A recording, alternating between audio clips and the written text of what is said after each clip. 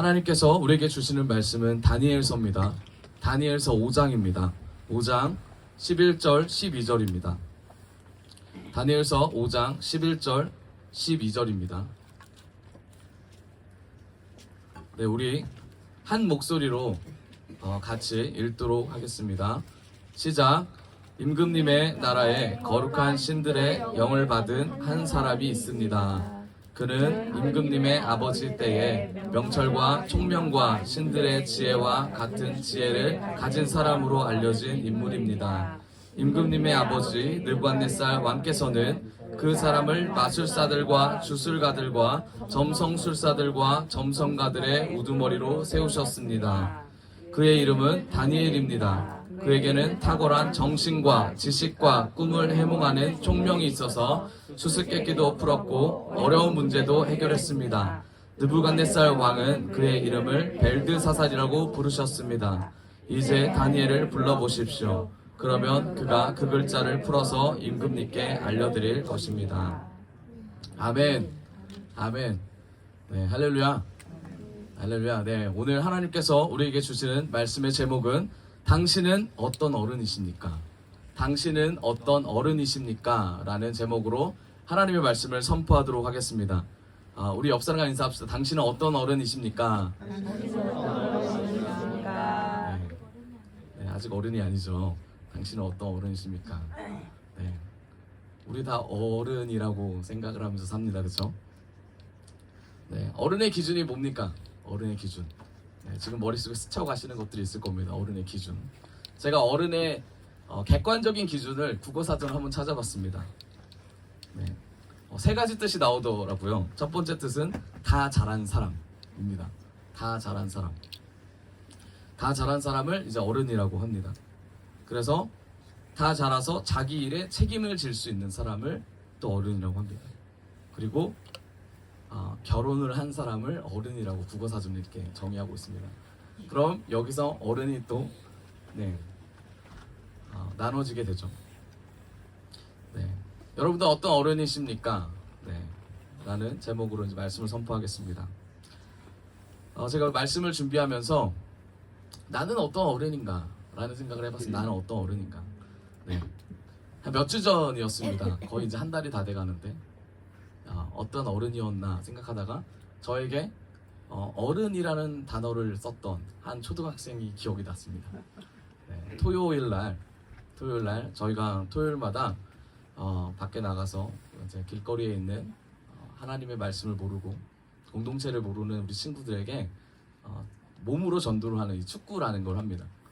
축구를 하는데 그날도 그 친구와 무리들이 교회에 와서 예배를 드리고 그리고 이제 돌아갔는데 이미 그 친구들은 우리를 방해하고자 축구장에 모여서 자기들이 먼저 축구장을 맡았다고 말을 하고 있는 그런 상황이었습니다. 그런데 제가 우리 공동체에서 책임자였습니다. 당시에 책임자여서 제가 그 초등학교 5학년이었던 4학년인가요? 5학년인가요? 잘 기억이 안 나지만 5학년이었던 그 친구와 이제 협상을 하기 시작합니다. 협상을 한 제가 이랬습니다. 그 친구가 축구장을 차지하고 있을 때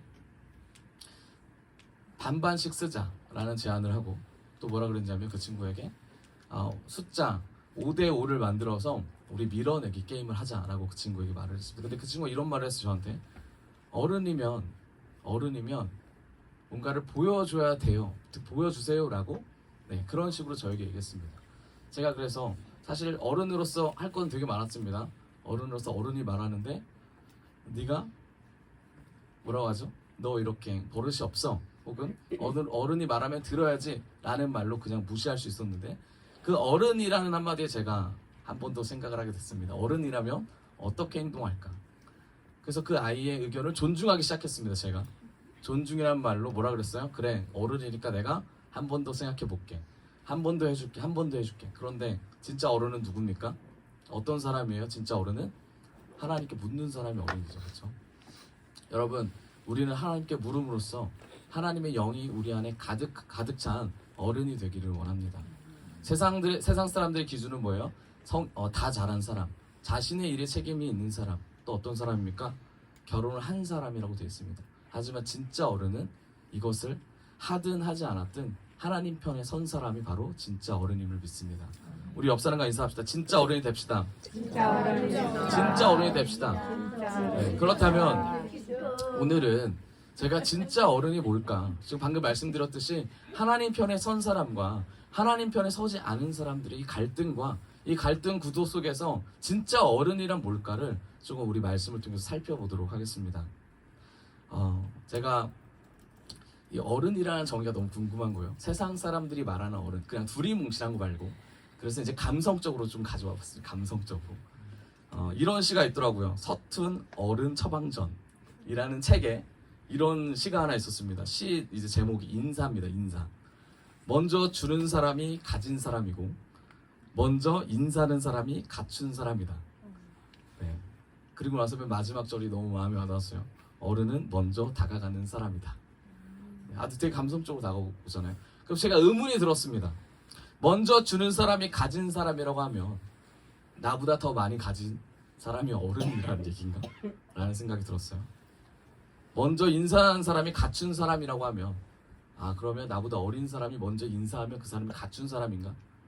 그러면서 맨 마지막에 이런 말 하죠. 어른은 먼저 다가가는 사람이다. 여러분, 세상적인 기준에서도 어른은 뭐예요? 어떤 기준을 매기는 것이 아니라 뭔가 보여지는 모습들, 행동하는 행위들, 그런 걸 통해서 어른이라는 것을 정의하고 있습니다. 여러분들은 어떤 어른이십니까?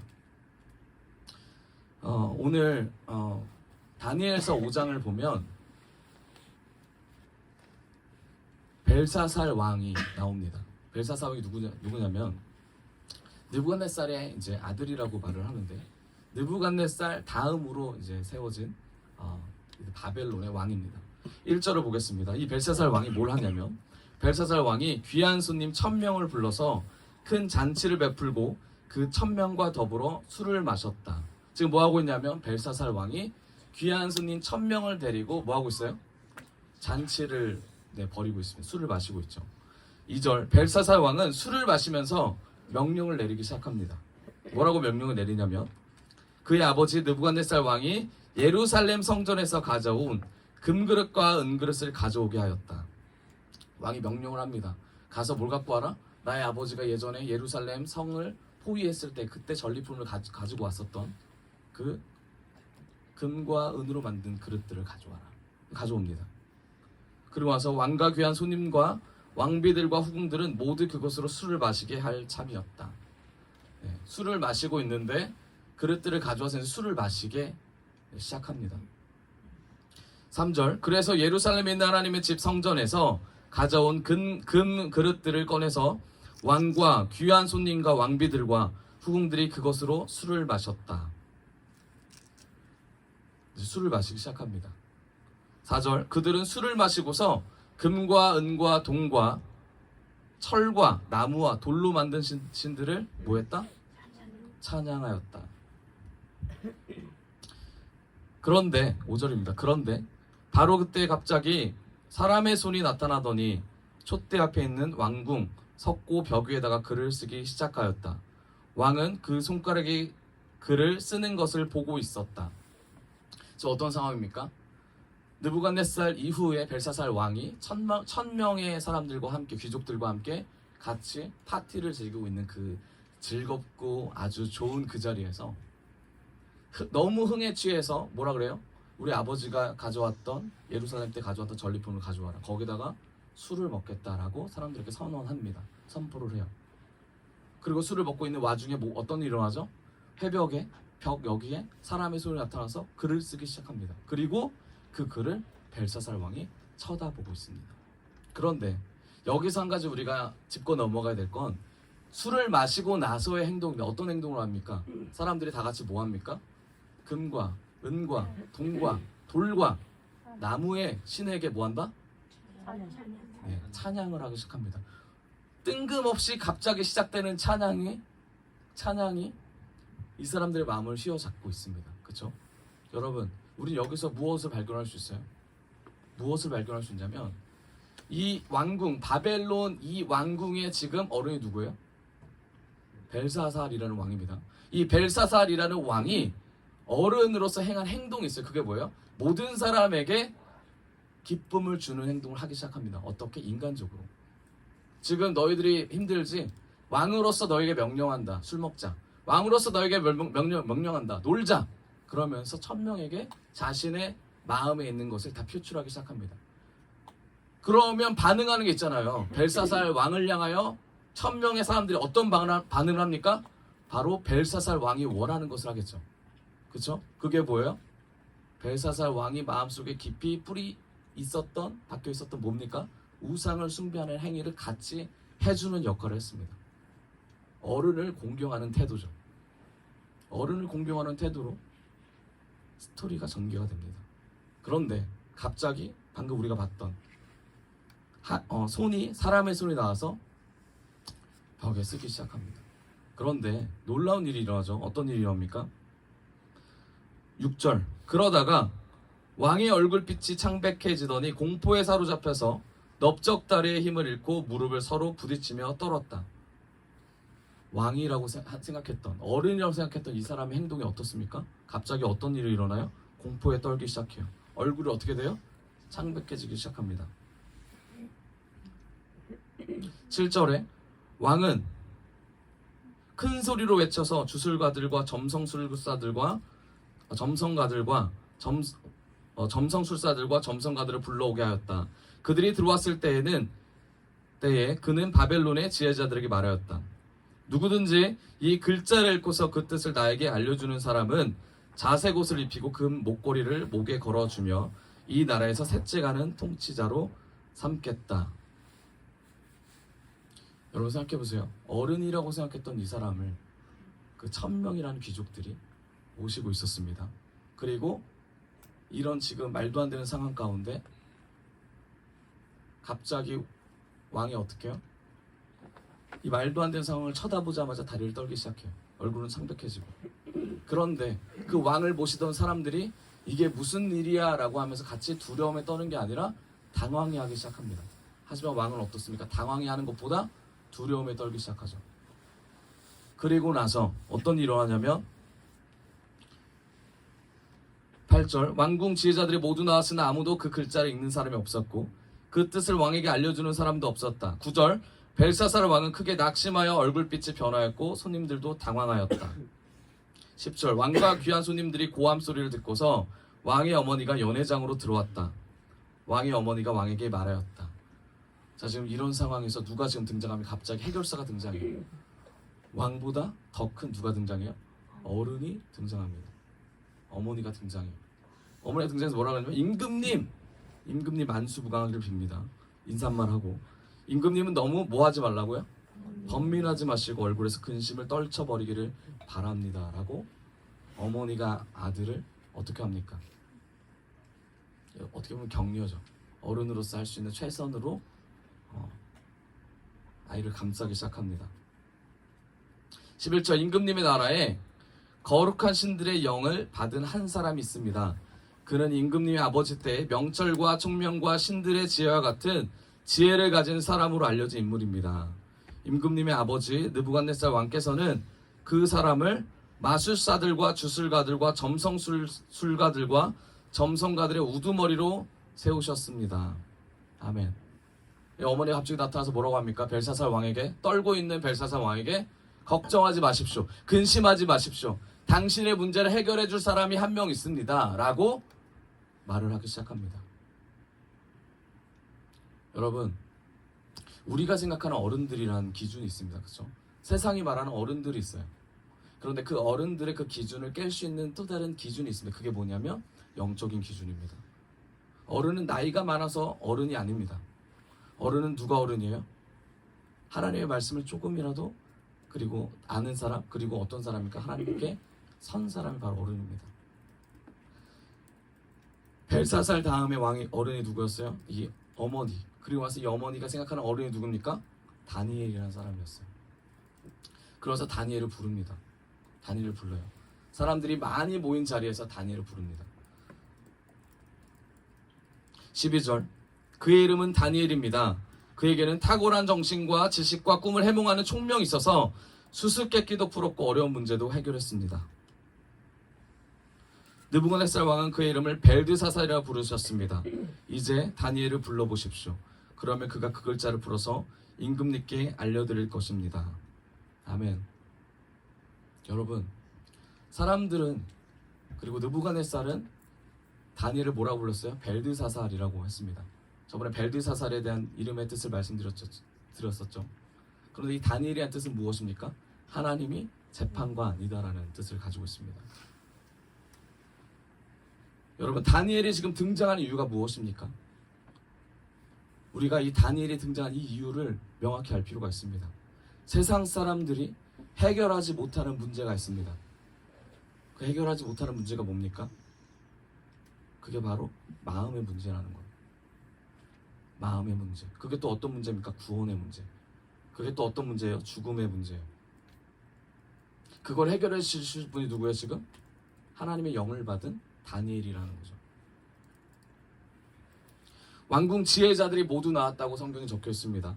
주술사, 점성술사, 그 시대의 모든 지혜자들이 다 나와서 왕의 것을, 그 어른의 것을 해결해 주려고, 어떻게 해결해 줍니까? 영적으로 해결해 주려고 노력을 했어요. 그런데 되지 않아요. 당연히 될 수가 없죠. 왜요? 그거보다 더 큰 어른의 것이었으니까. 그게 누굽니까? 제일 큰 어른이 누굽니까? 이 세상에서 제일 큰 어른이 누구예요? 하나님이죠. 하나님의 것은 무엇으로 그러면은 해결해 받아야 되죠? 하나님으로 해결 받아야 됩니다. 여러분, 그런데 우리는 하나님의 것을 사람의 것으로 해결 받으려고 합니다. 하나님의 것을 해결하지 않고 사람을 통하여 해결을 받으려고 하는 우리의 습성이 있습니다. 그걸 죄라고 하죠. 부모님에게 받은 상처를 우리가 결혼할 대상을 통해서 이 상처를 치유받으려고 하고, 내가 이루지 못한 꿈을 내 자식을 통해서 이루려고 하는 마음을 가지고 있습니다. 그 마음이 없다라고 해도 그게 올라올 수밖에 없습니다. 여러분, 하나님의 뜻과 하나님의 꿈과 하나님의 비전을 품을 수 있는 세대가 되어야 합니다. 그래야지만 지금 이 순간 우리에게 원하시는 하나님의 뜻을 분별할 수가 있습니다. 지금 이 순간 하나님께서 우리에게 말씀하시는 것을 들을 수 있는 귀가 있습니다. 우리 주변에는 수많은 사람들이 있습니다. 이 벨사살 왕에게도 8절에 보면 모든 지혜자들이 있었다고 되어 있어요. 왕궁 지혜자들이 모여서 하나님이 말씀하신 것을 해석하려고 노력했던 사람들이 있다고 되어 있습니다. 그런데 8절 뒤를 보면 뭐라고 되어 있냐면, 그 글자를 읽는 사람이 없었고 그 뜻을 왕에게 알려주는 사람이 없었다고 정확히 나옵니다. 문제를 해결할 수 있는 능력이 없어요. 왜요? 하나님과 관계가 없기 때문에. 여러분, 모든 문제 가운데 하나님과 관계 있는 그 문제를 알게 된다면 그 문제를 하나님이 반드시 풀어주실 줄 믿습니다. 물질의 문제가 있으십니까? 감정의 문제가 있으십니까? 고난이 지금 임박하셨습니까? 그 모든 문제들과 그 모든 기쁨들을 하나님과 함께 연결해 보세요. 하나님과 함께 연결하시고, 하나님께서 지금 주시는 은혜가 뭐고, 하나님 주시는 나에게 주실 말이 뭔지, 영적인 의미가 뭔지를 계속 하나님과 잇대어 생각해 보세요. 그럼 반드시 하나님의 사람을 통해서 하나님께서 역사하실 줄을 믿습니다. 옆 사람과 인사합시다. 하나님을 바라봅시다. 하나님을 바라봅시다. 하나님을 바라봅시다. 하나님을 바라봅시다. 아멘. 여러분, 다니엘은 12절에 제가 다시 읽겠습니다. 12절에 다니엘은 이렇게 설명하고 있습니다. 다니엘을 탁월한 정신과 지식과 꿈을 해명하는 총명이 있다라고 적혀 있습니다. 이거 누가 주셨죠? 하나님이 주셨어요. 이거를 느부갓네살 부인이 말합니다. 다니엘을 부르죠. 그러와서 벨사살 왕이 다니엘에게 말합니다. 14절에 그대의 이야기를 들었소. 그대에게는 신들의 영이 있고 명철과 총명과 탁월한 지혜가 있다라고 들었소. 이게 무슨 말이에요? 당신에게 신들의 영이 있으니 나에게 당신이 가진 명철을 알려달라고 하는 거죠. 총명을 알려달라고 하는 거죠. 뭐예요? 그 다음에 탁월한 지혜를 보여달라고 하는 거죠.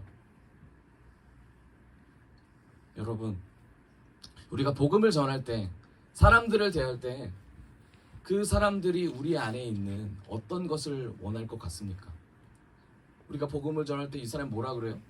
우리 안에는 예수님을 원하지 우리가 얼마나 세상적으로 성공한 것을 원하겠습니까? 우리 안에 있는 바뀐 거를 보길 원하지 우리 안에 어떻게 하면 세상적으로 나아갈 수 있겠다라는 것을 보기를 원하겠습니까? 근데 우리는 복음보다 세상의 것을 보여주기 위해 노력한다라는 거예요. 복음보다 하나님의 것보다 세상의 것을 더 추구하는 모습을 보여주고 싶다라는 거예요. 왜요? 우린 죄인이니까. 그럴 수밖에 없다라는 거예요. 근데 이게 잘못됐을까요? 제가 여러분 질문 더 드릴게요. 잘못됐나요 이게? 세상의 것을 추구하는 우리의 마음이 잘못됐나요? 그런 행위가 잘못됐나요? 물론 잘못됐죠. 그런데 잘못됐다고 이게 바뀌나요? 안 바뀌잖아요. 그렇죠? 잘못된 걸 인정하고 이걸 바꾸겠다 노력하면 이게 바뀌나요? 안 바뀌잖아요. 안 바뀌는데 안 바뀌는 거 갖고 안 바뀌는 거 알면서 힘들어하면서 나아가는 이유가 뭐예요? 우리가 멍청해서 그래요? 우리가 멍청해서 그래요? 아니죠. 그럼 뭐예요? 우리가 멍청한 모습을 사람들한테 보여주기 위해서 이런 멍청한 짓을 합니까? 아니잖아요. 그렇죠? 우리가 오해하는 게 있어요. 뭐냐면 내가 믿음이 좋고 능력 있고 하나님의 말씀이 많고 권세가 출중하면 예수님처럼 살 수 있다고 생각해요. 내 안에 복음만 흘러갈 거고 내가 말하는 것이 다 진리라고 생각하고 내가 하는 모든 행동에 모든 사람이 변할 거라 생각하고 나는 잘 살고 있다라고 착각하게 만듭니다. 그런데 원점으로 다시 돌아가야 됩니다. 어떤 원점으로 돌아가냐? 우리는 살 수 없는 존재구나. 이걸 알아야 돼요. 우리가 어른이라고 생각하지만 실상 우리는 뭐다? 어린아이구나. 실상 우리는 어린아이밖에 될 수 없구나. 감정을 있는 그대로 표현할 수밖에 없는 어린아이구나. 제가 오늘 그 자동차를 서비스 센터에 맡겼어요. 서비스 센터 맡겼는데 그 서비스 센터 맡길 때 7명의 그 어드바이저라고 하는데 7명의 상담사들이 있었습니다. 그런데 저랑 어떤 한 중년의 남자가 한 명 계셨어요. 서로 둘이 앉고 그 다음에 이제 7명이 앉아있는데 옆에 사람이 그 어드바이저랑 대화를 하는 거예요. 뭐라고 대화하냐면 어드바이저 이런 말 하는 거예요. 이걸 맡기시면 차를 맡기시면 정비비가 이렇게 듭니다. 차를 맡기시면 정비비가 이렇게 드는데 하실 겁니까? 물어보는 거예요. 그랬더니 이 사람이 뭐라고 했냐면 네 하겠습니다. 이렇게 대답을 했어요. 10초도 안 돼서 뭐라고 그러냐면 이 정비비에 플러스 이 정비비가 들 수도 있습니다. 근데 미리 결제를 해야 됩니다. 그랬어요. 그랬더니 이 사람이 뭐라고 그랬냐면 안 할래요라고 그랬어요. 안 할래요라고 하는 거예요. 그러니까 그 정비해주는 그 어드바이저가 뭐라고 하냐면 아까는 한다 그랬고 이번에 안 한다는 이유가 뭡니까? 단 10초 만에 결정된 상황이니까 물어볼 수 있잖아요. 그러니까 이 남자가 뭐라고 그러냐면 이 손님이 내가 안 한다고 하는데 이유가 필요해요? 라고 물어봤어요. 그랬더니 이 고객이 이 어드바이저가 뭐라고 하냐면 얼굴이 딱 굳어지면서 이런 말 하는 거예요. 차량을 접수하기에 앞서 고객이 왜 이걸 안 하는지를 제가 적어야 합니다 라고 하는 거예요. 서로의 의견이 맞아요. 그쵸? 서로의 말이 맞아요. 근데 둘이 어디까지 하면 언성이 높아지게 하는 거예요. 내가 안 하려고 하는데 네가 무슨 상관이냐. 아니 무슨 상관이 아니라 이걸 등록해야 하는데 왜 안 하려고 하냐. 이걸 계속 언성을 높였어요. 그래서 저랑 저 어드바이저랑 그걸 쳐다보고 있었습니다. 계속 그런 행동을 했어요. 여러분 근데 더 놀라운 게 뭐냐면 갑자기 남자가 뭐 화를 막 내고 있으니까 그 7명이 다 쳐다보고 있을 거 아니에요. 그런데 갑자기 남자 전화가 왔어요. 화내고 있는 남자 전화가 왔어요. 전화가 왔는데 깜짝 놀랐어요. 사람이 바뀌기 시작하는 거예요. 봤더니 뭐라고 하면 네 고객님 아 네 제가요 일 처리를 네, 바로 해드리겠습니다. 바뀌는 거예요. 너무나 이 상황이 자연스럽게 흘러가는 자연스럽게. 근데 그 모습을 보고 있던 그 어드바이저의 표정은 어땠을까요? 아무 말 안 하고 어떻게 하냐면 째려보고 있었어요. 어떻게 째려보냐면 안경을 내리고 이렇게 째려보고 있는 거예요. 근데 그 째려보고 있는 것을 아는 거예요. 전화통화를 하면서 어떻게 하고 있었을까요? 전화를 통화하면서 째려보고 있는 거예요. 둘이서. 우리가 생각하는 어른이라는 사람들이 하는 행동입니다. 우리가 감정을 지키는 것이 어른이라고 우리는 흔히 말을 해요. 근데 감정을 지키는 것이 정말 어른입니까? 아니죠. 성경은 감정을 지키는 걸 넘어서서 진정한 어른에 대해서 계속해서 우리에게 말씀하십니다. 하나님 편에 선 사람이 진짜 어른입니다. 하나님 편에 서야 우리가 성장했다라고 볼 수 있습니다. 여러분 어디까지 성장하십니까? 그렇기 때문에 우리의 성장은 끝이 없다라는 거예요. 지금 이 모든 과정의 실패가 아니라 이 과정 가운데 하나님께 영적 승리하는 그 승리하는 과정일 뿐입니다. 우리 인생은 실패한 인생이 없습니다. 우리 옆 사람과 인사합시다. 영적 승리합시다. 영적 승리합시다.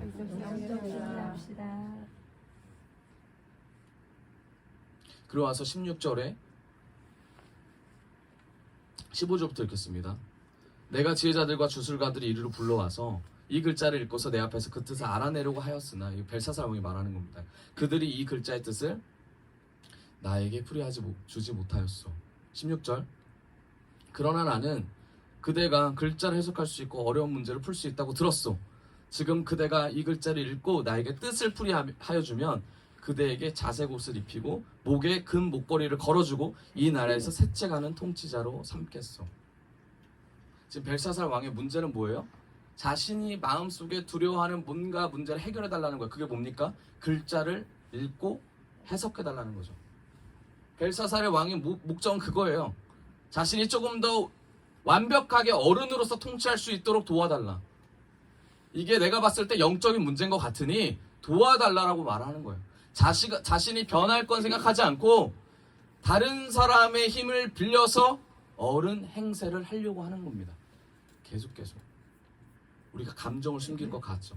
화가 났음에도 불구하고 어때요? 난 어른이니까, 난 집안의 어른이니까. 이게 누가 제일 많이 하면 가부장적인 아버지들이 제일 많이 하죠. 화나면 들어오질 않으세요. 화나면 들어오질 않아요. 어머니는 어떻게 하십니까? 짜증내면 짜증을 내시죠. 어른으로서. 이게 지금 우리 시대에 있는 얘기죠. 근데 어떻습니까? 어른인 척 하는 거, 어른인 척. 진짜 어른은 뭐예요? 하나님께 붙은 사람입니다. 붙은 사람. 여러분, 지금 어떻습니까? 지금 이 시대는 어떻습니까? 지금 이 시대. 다니엘 이 시대 때는 나라가 망했어요. 나라가 망한 걸 축하 파티를 1000명씩 하는 거예요. 지금 이 상황에서 나라가 망했을 그 이유가 뭐냐면 너희 신이 너희를 버렸다. 이게 벨사살의 마음이었거든요. 그럼 뭡니까? 쟤네 신이 쟤네 버린 거 갖고 와라. 그래서 우리 신이 더 대단하다라는 것을 보여주는 거예요. 세상적인 관점에서. 그래서 우리가 어른이다. 세상 사람들이 뭐라 그래 우리한테? 교회에 가서 기도하고 교회에 가서 말씀 보고 헌금하고 교제하고 남는 게 뭐야? 피곤밖에 더 있어? 월요병밖에 더 있어. 세상 사람들이 계속 그럽니다. 전도하러가 대단하네. 근데 뭐하러?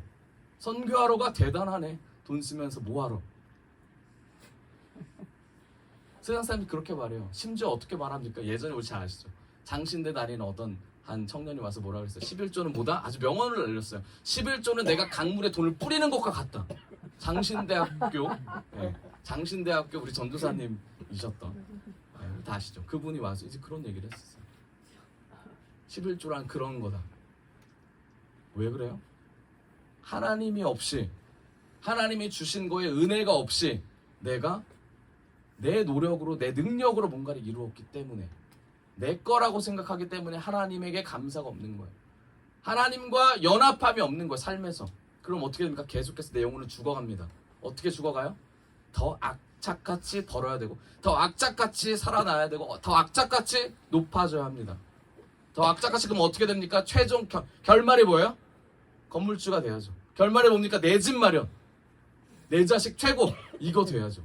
왜요? 세상에서 요구하는 게 이거니까. 여러분, 세상의 흐름을 그럼 말씀드릴게요. 제가 내 집 마련 누구나 하실 수 있습니다. 기분 좋으시죠? 왜요? 왜 그럽니까? 지금 노령화가 지금 시작됐으면, 노령화 좋고 고령화도 좋고 좋은 대답입니다. 고령화로 합시다. 네, 고령화. 노인 인구가 많아졌어요. 2040년이 이제 47년 정도 되면 전문가들이 이런 말 합니다. 100명의 노인이 있으면 20대, 30대가 4명이에요. 100명 중에 4명이 20대라는 거예요. 그럼 96명이 뭐예요? 50대 이상의 노인들입니다. 대단한 거예요. 그럼 뭐 2040년이 넘으면 어린아이들도 내 집 마련할 수 있다. 지금 지방에 집이 엄청나게 넘쳐납니다. 그렇죠? 외곽으로 가면 집이 많아요.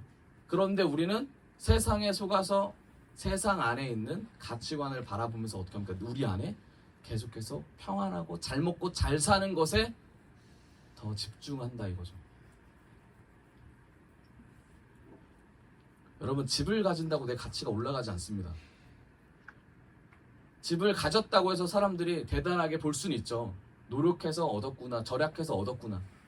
그런데 그게 내가 천국 가는 걸 무슨 상관이에요? 내가 집을 2채 가지면 좀 빨리 갑니까? 빨리 가는 거 싫어하겠죠, 2채 가지면. 내가 3채 가지면 더 빨리 가면 아니죠. 근데 우리는 그렇게 생각해요. 진짜 천국을 바라보지 못하고 이 땅에 천국이 있다라고 생각하니까 그게 뭡니까? 다른 사람을 깔고 다른 사람을 뭉개는 그런 삶을 이 땅에서 살아야 되니까 다른 사람보다 잘나야 된다고 생각해요. 그 세계관을 누가 갖고 있습니까? 벨사살이 갖고 있다는 거. 하나님의 것이 아니라 세상의 가치관으로 어른이 되어야 되기 때문에 사람들의 마음을 한 번에 휘어잡을 뭔가가 있어요. 그런데 다니엘은 달랐습니다. 그것보다 더 중요한 걸 얘기해요. 근데 그 중요한 것을 벨사살은 원했어요. 여러분, 세상 사람들이 우리에게 원하는 거는 뭐예요? 복음이에요. 세상 사람들이, 우리의 가족들이 우리에게 원하는 것은 예수님 믿고 변화된 우리의 삶입니다. 예수님 믿고 변화된 우리의 마음이고, 예수 믿고 천국 가겠다고 하는 그 다짐이 바로 우리 공동체, 그리고 우리 가족들이 원하는 말이에요.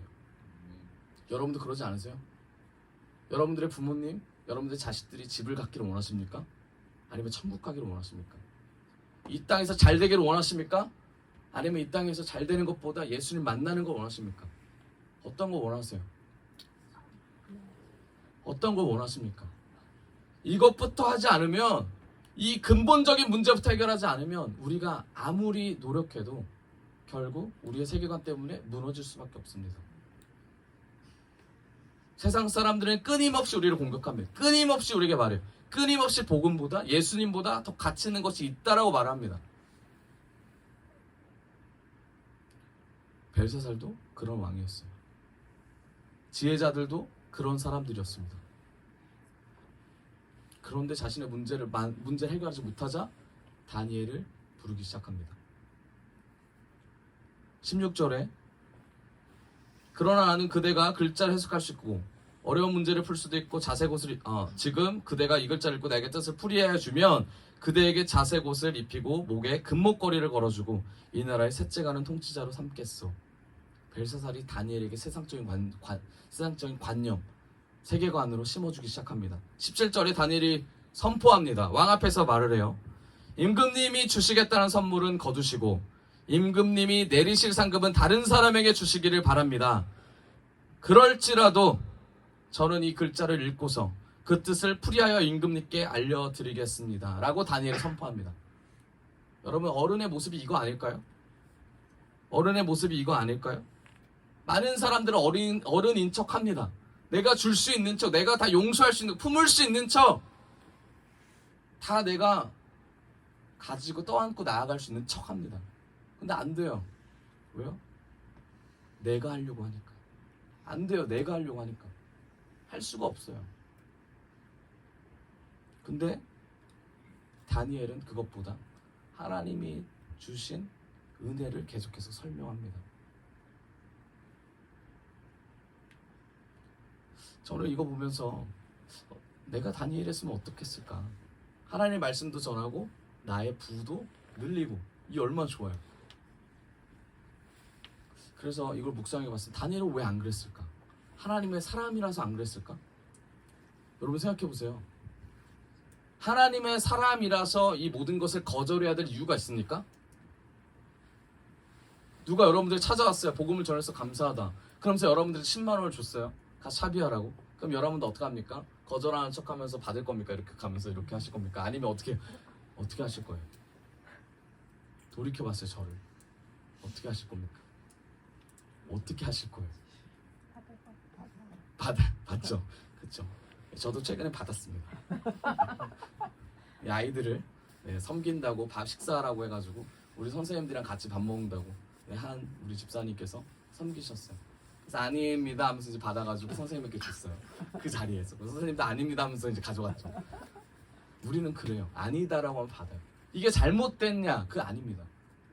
그런데 여기서 우리가 정말 어른이라면 어떻게 행동하는 게 더 옳을까? 그럼 하나님 편에 선다는 게 뭐죠? 다니엘을 보면 알 수 있죠. 하나님의 말씀이 온전히 드러날 수 있도록 높여주는 것이 다니엘의 삶에 배어 있었기 때문입니다. 입만 주님께 영광입니다. 이게 아니라 우리의 행동까지도 모든 우리의 생각까지도 하나님께 영광 돌릴 수 있도록 우리가 바뀌어야 돼요. 다니엘은 그런 사람이었습니다. 그래서 이 고백을 하는 거예요. 그럴지라도 저는 이 글자를 읽고서 그 뜻을 풀이하여 임금님께 알려드리겠습니다. 그러면서 선포합니다. 뭐라고 선포해요? 자, 왕 잘 들어봐. 이제 얘기하기 시작해요. 다니엘의 입장에서 얘기합니까? 아니에요. 하나님의 입장에서 왜 하나님이 이렇게 했는지를 쭉 얘기해 줍니다. 18절을 읽겠습니다. 제가 읽을게요. 이제 꾸짖기 시작합니다. 임금님 가장 높으신 하나님이 하나님을 높입니다. 임금님의 아버지 느부갓네살 왕께 나라와 큰 권세와 영광과 위엄을 주셨습니다. 19절 하나님이 그에게 큰 권세를 주셨으므로 민족과 언어가 다른 백성들이 그 앞에서 떨면서 무서워하였으며 부친께서는 마음대로 사람을 죽이기도 하고 마음대로 사람을 살리기도 하고 마음대로 사람을 높이기도 하고 마음대로 사람을 낮추기도 하셨습니다. 여러분 여기서 마음대로 몇 번 나오죠? 네, 지금 3번 나오죠. 3번 4번 나오죠. 4번 20절 그러나 부친께서 마음이 높아지고 생각이 거만해지셔서 교만하게 행동하시다가 왕위에서 쫓겨나셔서 명예를 잃으신 일이 있었습니다 라고 왕이 설명하기 전에 누구죠? 다니엘이 설명하기 전에 왕의 아버지였던 느부갓네살에 대해서 선포하기 시작합니다. 그러면서 21절 사람 사는 세상에서 쫓겨나시더니 그의 마음은 들짐승처럼 되셨고 들나귀와 함께 사셨으며 소처럼 풀을 뜯으셨고 몸은 하늘에서 내리는 이슬로 젖으셨습니다. 그때서야 비로소 부친께서는 가장 높으신 하나님이 인간의 나라를 다스리시고 하나님의 뜻에 맞는 사람을 그 자리에 세우시는 줄을 깨닫게 되셨습니다. 아멘. 여러분 느부갓네살도 자신이 어른이라고 생각을 했습니다. 어른인 척 행동했는데 그 어른인 척 행동한 사람의 태도가 어땠습니까? 자기의 마음대로 사람을 죽이고 마음대로 사람을 살리고 마음대로 사람을 높이고 마음대로 낮췄다고 다니엘은 얘기합니다. 그러면서 그런 사람들의 마음에 뭐가 있다? 마음이 높아지려고 하는 마음이 있다. 거만해지려고 하는 습성이 있다. 교만하게 행동하다가 왕위에서 쫓겨났다. 명예를 잃었다. 이게 누구 말하는 거예요? 벨사살 말하는 거예요. 네 아버지가 그랬는데 너는 어때? 네 아버지가 그랬는데 너는 어떻게 살고 있어? 지금 이 얘기를 하는 거예요. 근데 벨사살이 지금 원하는 말입니까? 원하는 말 아니죠. 원하는 말 아닌데 다니엘이 이걸 계속해서 선포하고 있어요. 왜요? 다니엘은 어른이었기 때문에. 그 어른의 말을 듣고 있어요. 그 어른의 말을 듣는 이유는 딱 하나입니다. 얘가 나보다 어른이라는 것을 영적으로 알았기 때문에. 누가? 벨사살 왕이. 마찬가지예요. 우리가 누군가에게 전도를 할 때 이 사람이 듣는다면 그 사람의 마음속에 이미 벌써 우리가 바뀌고 있었다. 바뀐 사람이다라는 것을 아는 거예요. 그 우리가 어떤 말을 해야 돼요? 어떤 말을 해야 될지가 중요한 거예요. 어떤 말을 해야 됩니까? 내가 돈이 좀 부족한데 좀 해줄래? 이 말이에요? 아니죠. 내가 아픈데 힘든데 이런 얘기입니까? 아니에요. 돈이 부족하고 마음이 힘들어도 우리가 해야 될 건 뭐예요? 복음을 전해야 된다는 거예요. 우리 가족에게 선포해야 된다는 거예요. 그게 지금 다니엘이 계속해서 우리에게 얘기하는 거예요. 어른으로서. 그 얘기를 누가 듣습니까? 벨사살이 들어요. 벨사살이 그걸 원해요. 그래서 네가 말하고 싶은 게 뭐야? 내가 그래 네 얘기 다 들을게. 아버지가 그랬다는 걸 알겠어. 그래서 원하는 게 뭐야?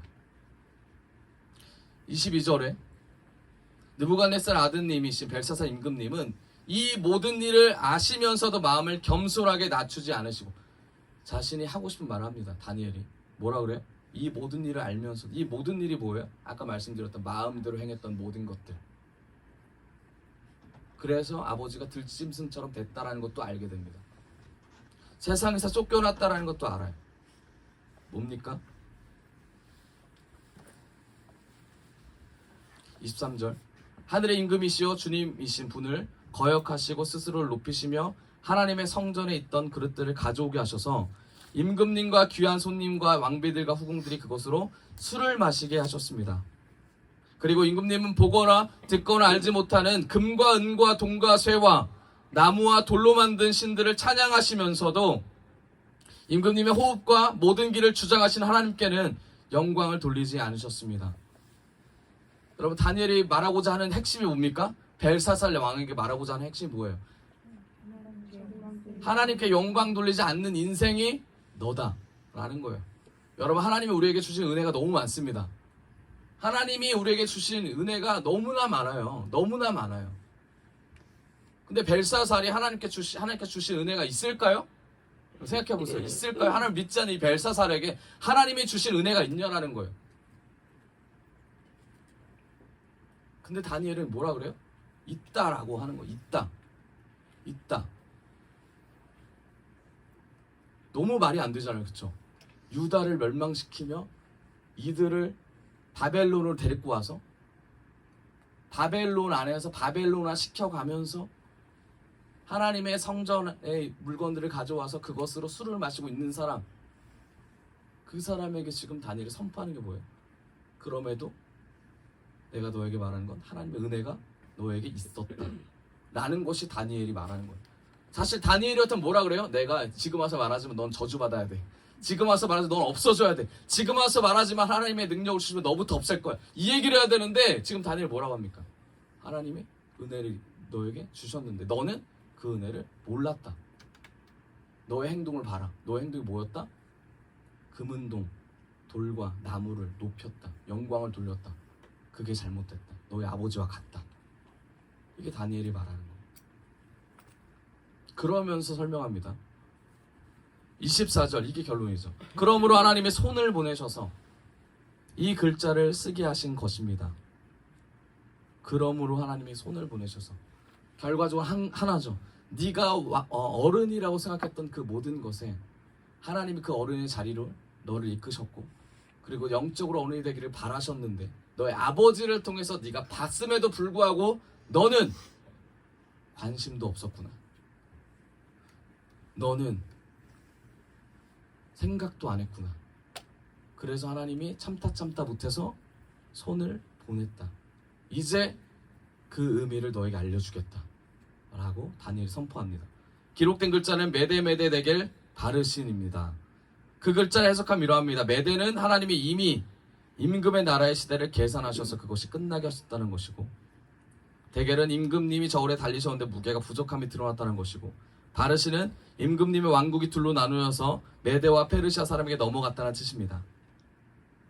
29절, 벨사살이 곧 명령을 내려서 다니엘에게 자색 옷을 입히고 그의 목에 금 목걸이를 걸어주었으며 그의 나라의 셋째가는 통치자로 삼았다. 그리고 30절입니다. 바로 그날 밤에 바벨로니아 벨사살 왕이 어떻게 됐다? 살해됐다. 이렇게 끝납니다. 그리고 다리오 왕이 이제 등극하게 돼요. 여러분, 세상에서 말하는 어른이 있고 하나님이 말씀하시는 어른이 있습니다. 그 어른은 세상이 말하는 그 어른의 우두머리가 될 수 있는 하나님의 능력이 깃들 겁니다. 자, 11절 다시 읽겠습니다. 11절 보면 제가 개역개정을 읽겠습니다. 왕의 나라에 거룩한 신들의 영이 있는 사람이 있으니, 이거는 왕비가 말을 하는 거예요. 뭐라고 하냐면 곧 왕의 부친 때에 있던 자로서 명철과 총명과 지혜가 신들의 지혜와 같은 자인이다. 왕의 부친 느부갓네살 왕이 그를 세워 박수와 술객과 갈대아 술사와 점쟁이의 어른을 삼으셨으니, 여기서 이제 어른이라는 단어가 나옵니다. 이게 우두머리라는 뜻입니다. 여러분, 우리가 세상에 나가서 세상의 우두머리가 되려고 노력을 무단히 합니다. 그렇죠? 하지만 진짜 우두머리와 어른은 주님께서 세우실 줄을 믿습니다. 이 지혜를 가졌다라는 사람들, 점술가들, 점성술사들의 어른, 우두머리는 바로 다니엘이었습니다. 여러분 우리에게 다니엘의 은혜를 주실 겁니다.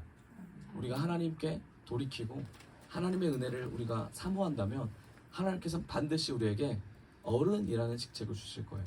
그런데 그 어른이라는 직책을 우리가 받았을 때 우리가 교만할 수가 있고 우리가 나약해질 수가 있고 우리가 또 뭐예요? 하나님보다 우리를 높일 수가 있습니다. 그럴 때 우리는 어떻게 해야 됩니까? 하나님께 더 붙어버리는, 하나님과 연합하는 그런 어른이 되어야 될 줄 믿습니다. 말씀의 결론을 맺겠습니다. 여러분 어떤 어른이 되실 겁니까? 이 시대에서 우리에게 원하는 어른이 무엇입니까? 복음을 전하는 어른이 되기를 원합니다. 말씀을 가진 어른이 되기를 원합니다. 하나님과 동행하며 주의 말씀을 품고 예수 그리스도만 선포하는 이 세상을 분별하고 이 세상을 승리하는 그런 어른이 됐으면 좋겠습니다. 네, 우리 같이 찬양하면서 기도했으면